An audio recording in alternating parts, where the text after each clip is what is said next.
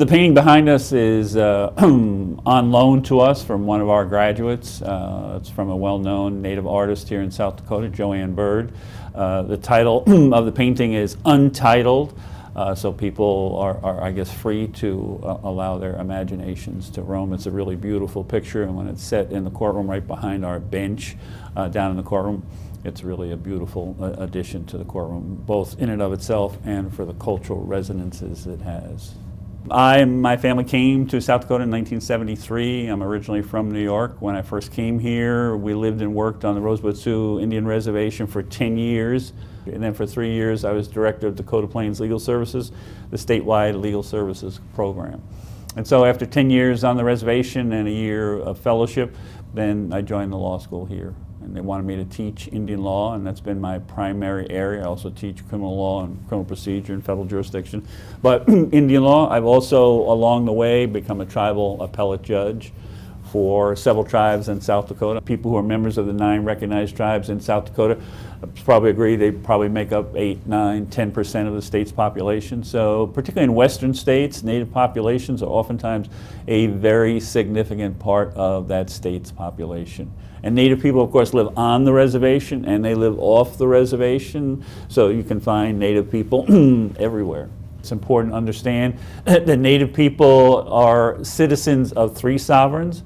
They're United States citizens. They're citizens of the state in which they reside. So native people in South Dakota are also South Dakota state citizens, and they're also tribal citizens of the tribe of which they are a member.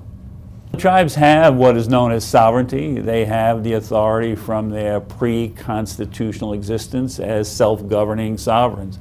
And that's the position that tribes take, that they are self-governing sovereigns within their territory.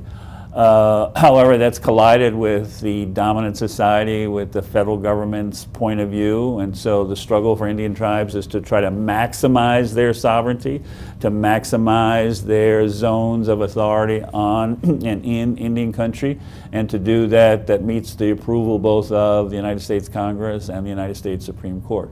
Sometimes both sides seem to be going in the same direction, and there's been an appreciation and recognition of tribal sovereignty in other contexts, other historical times. Other relationships seems to be going in the opposite direction, where the federal government is inimical, if not actually hostile, to tribal sovereignty. I think the main issue that has caused most of the problems was the notion of expansion. That one way of looking at American history, that it's premised on and founded on sort of Western expansion. And it's tough to engage in Western expansion when there are already people here. And so what was one of the initial kind of dilemmas was, how were colonists going to deal with native people that were already here? And when they first came here, native people were numerically and oftentimes militarily stronger than European immigrants. But over time, immigrants began to have sort of more power numerically and firepower, and they began to have the upper hand. And the notion was that there had to be this continual Western expansion for native land, and that's been the primary historical tension of the federal government's increasing growth and movement westward to obtain as much Indian land as possible. And from the native perspective, what they have generally tried to do is to resist that as much as possible, to give up as little land as possible, to retain as much land as possible. And one of the problems in that is trying to know what actually anchors that relationship. In one way of thinking, and I've written quite a bit about this, is that we might have looked to the United States Constitution to kind of anchor and demarcate exactly what is the relationship between these 2 sovereigns. And although I think the Constitution as originally written tried to do that, I think through both acts of Congress and the United States Supreme Court, they've kind of lost sight about the original relationship as described in the Constitution. Native people historically have had to struggle to be recognized as United States citizens. They've had to struggle to be recognized as state citizens, and that ought not to have been. You would have thought that at some point Native people would have been welcomed into the constitutional structure both as federal citizens and state citizens. You know, across the board, Native people didn't become federal citizens until 1924. You know, the 14th Amendment, which we generally regard as providing both federal and state citizenship to everyone, including African Americans in the aftermath of the Civil War. Well, there's a case called Elk versus Wilkins decided by the Supreme Court in 1881 that said because of language in the 14th Amendment that the 14th Amendment did not make Native people United States citizens, didn't make them state citizens. And so as late as sort of the post-Civil War amendments, which we always talk very positively about as we should, they didn't really do anything for Native people to move forward their citizenship as both federal citizens and state citizens. The Elk versus Wilkins case, he was a Native person living in Omaha, Nebraska, living off the reservation, and he wanted to vote in a local election.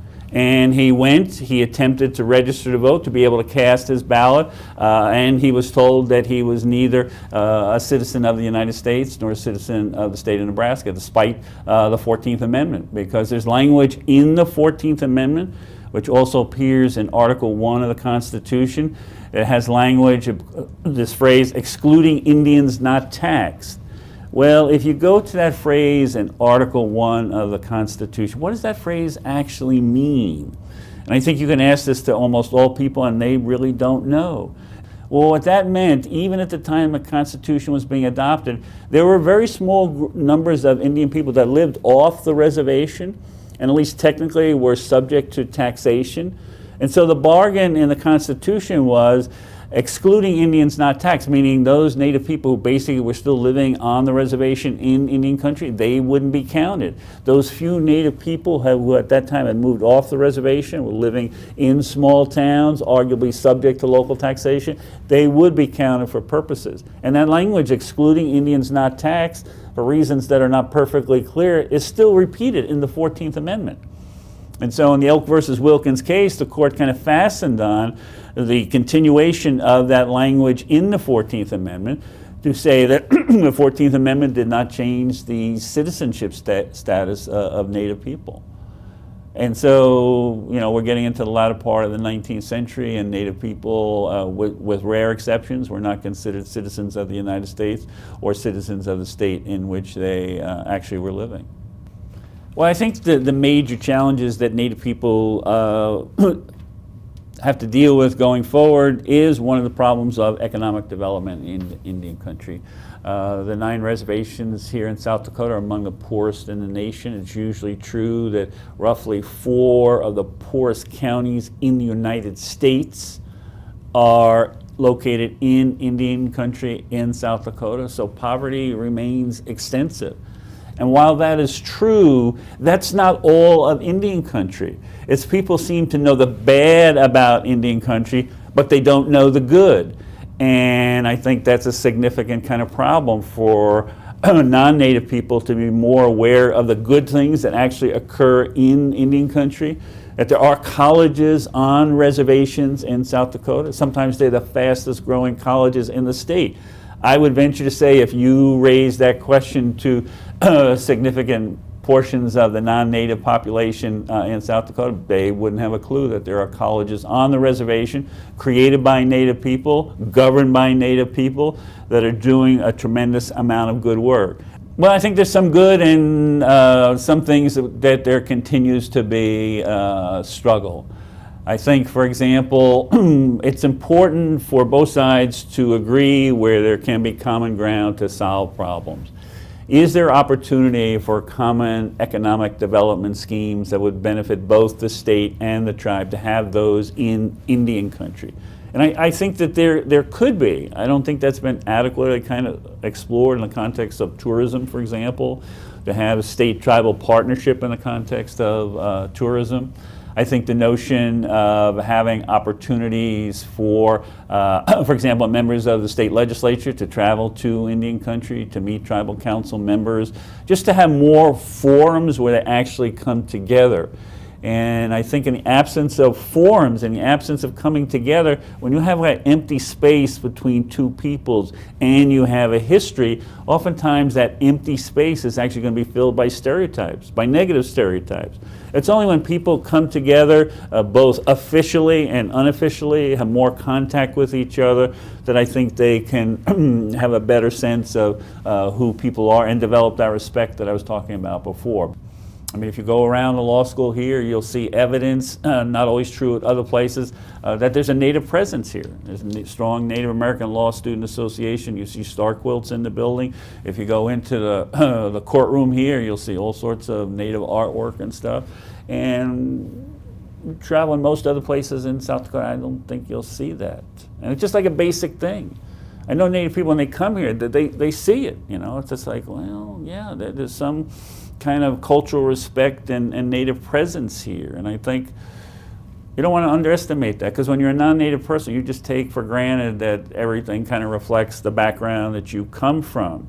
But for Native people, it's not like that at all. But as long as people are hesitant to do that, remain kind of separated and cautious, I think it's just problematical for both sides to go forward.